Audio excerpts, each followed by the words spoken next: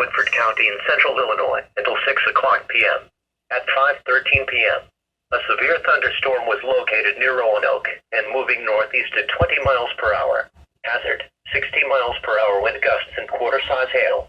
Source, radar indicates impact, hail damage to vehicles is expected. Expect wind damage to roofs, siding and trees. Locations impacted include Varna, Minnook, Toluca, Winona, Benson, Panola, Pattonsburg, and Larose.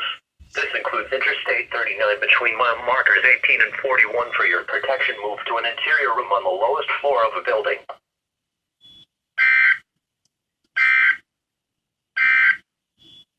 A severe thunderstorm